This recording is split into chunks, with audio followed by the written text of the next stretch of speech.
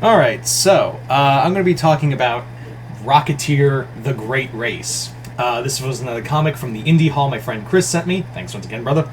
And yeah, so for those who don't know, I really enjoy the Rocketeer books. I've always been a fan of just the fun, like, Indiana Jones-esque adventures of it. It's always been a fun thing for me. So let's talk about this book. IDW's been doing the Rocketeer comics for a while now. They've been basically shepherding the series for a while, and it's weird too because like they don't do a lot with the character. Like they only bring out like a few miniseries here and there, and then they just kind of throw them to the wayside, which kind of sucks because of the legacy this character has. So, what is Rocketeer The Great Race? Rocketeer The Great Race is about Cliff Seekard, who is the Rocketeer. He's basically, after encountering a Nazi encampment on U.S. soil in California, he managed to beat it out, but the suit was the jet engine was damaged, and he decides that's enough. You know, that's far enough for me, and no more fighting. I became the Rocketeer for a reason, and it wasn't fighting Nazi. It was for protecting America for a bit, but I ain't no soldier. Which is kind of funny because realistically, Seekard would probably be drafted should war actually happen, whether he be the Rocketeer or not. So, and there's even a joke like that. He's like, when his girlfriend Betty goes, you sound like you're ready to get drafted. And he said, nah, that ain't for me, pal. And I'm like, well, you got... And in my head, I'm going, well, I've got some bad news for you. Anyway, so this is the overarching crux of this is that the war is now like months away. Like the war is already going on in Europe, but like the encroachment of like the Nazi influence in America. And the other thing is we're like months. Apparently, if I got the timeline right, I think we're like a year out from, or at least months away from Pearl Harbor. But I digress. But the main story is, like I said, Cliff decides he doesn't want to be the Rocketeer anymore, but he needs money. This is when he meets a philanthropist who offers him a good chunk of money to be his pilot for an experimental plane in a airplane race across Europe. And they're like, yeah, we don't care if you win, but we want you to beat this guy who the Nazis are calling the Iron Baron. And the Nazis are also taking out they're secretly disposing of other pilots. So Seekard and a female pilot named Debbie have to stop the Iron Baron from winning and also discovering whatever plot it is.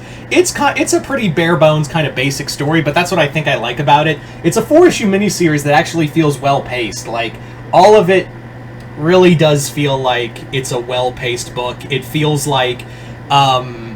It also feels like your typical Rocketeer story, where the Rocketeer gets into shenanigans. His girlfriend gets captured. He has to go save her. That's like every Rocketeer story.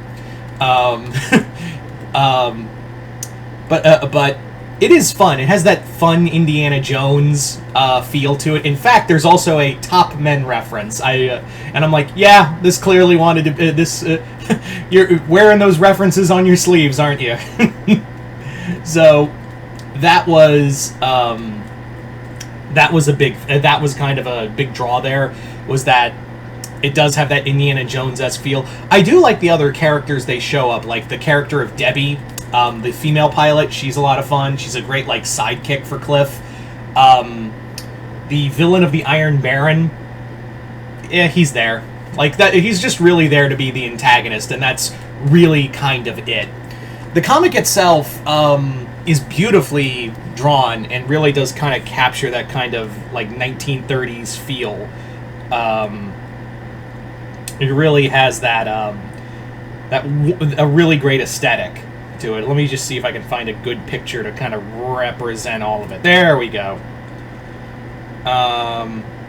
Nope, Mellow. Isn't this so exciting? I just want to prove a point, goddammit. Yeah. So there you go. Like all of this art really kind of invokes that 1950s feel.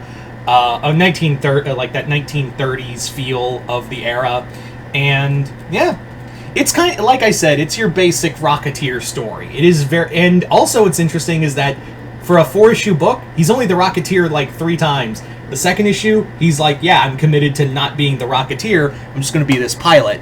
But it does feel like it's a script for a movie that wasn't used, so they're like, fuck it, we'll just make it a comic. I would not be shocked if that was the case.